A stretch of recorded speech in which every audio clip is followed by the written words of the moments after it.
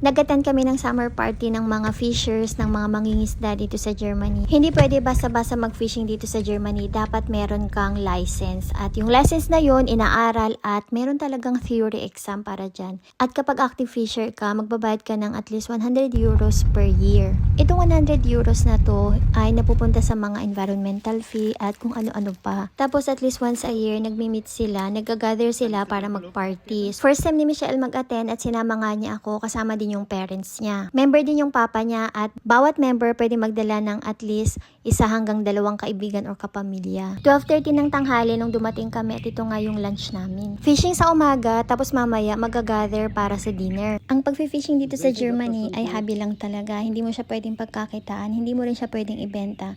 Kasi kapag mag-fishing ka dito, 2 isda lang ang pwede mong iuwi. Mahirap din makahuli dito, hindi palaging may huli. Kaya naman kung makaisa-2 ka ay swerte na talaga. Tapos ito nga palang mga pinapain nila, itong mga uod, yung mga pagkain na yan, yung mais, binibili din. Iniisip ko nga minsan bubili na lang ng isda kasi mas mura pa. Hindi ka nagagastos. Tapos, hindi ka pa mapapagod mangisda. Pero dahil hobby nga, kapag may mga free time sila, talagang nag-fishing sila. Hindi ko man hobby ang pag-fishing, pero nagugustuhan ko talaga yung activity na to. Kaya naman pag sumasama ako, nagdadala ako ng something na mababasa o kaya naman, naglalatag kami ng mahihigaan ko. Minsan natutulog talaga ako sa mga tabi ng lake. Ito nga nagkaroon na kami ng unang huli, pero sobrang liit. Kapag ganyang maliliit, hindi mo naman pwedeng kunin din. Hindi mo pwedeng iuwi. Ibabalik mo talaga siya sa tubig. Kasi bawal na bawal yan. Bawat isda, may specific na laki kung pwede mong iuwi. Hindi porkit basta malaki, pwede mo nang iuwi din. So, may mga measurements sila yan. So, kasama yun sa mga inaral nila at batas dito. Bilang law-abiding citizen ng mga German, sinusunod talaga nila ang mga batas dito kasi may nagko-control din, may mga nag-check din talaga at malaki ang fee.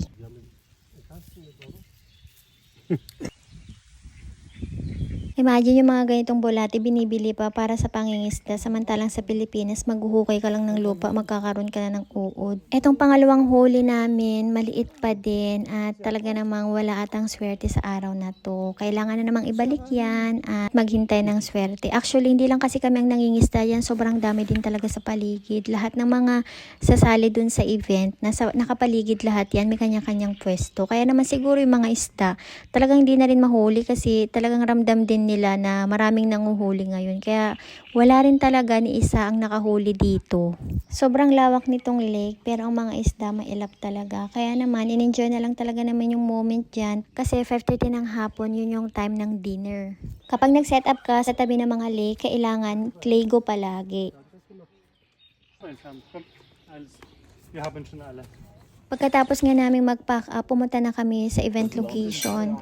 At ayan, nakasetup na nga ang mga pagkain, nakasetup na rin ang mga chairs and tables, at lahat yan libre lang. Kasama na yun sa binayaran nila na taon-taon na at least 130 euros. At kitang-kita naman yung mga pagkain, sulit na sulit talaga. Super sarap ng pagkain, daig mo pang nagpunta sa restaurant. At pwede rin mag-takeout kasi hindi naman lahat na ubos. Pero hindi na rin kami nag-uwi kasi busog na busog din talaga kami. Wala na rin masyadong ganap after ng dinner, kaya naman hindi na rin kami nagtagal at umuwi na rin kami kaagad.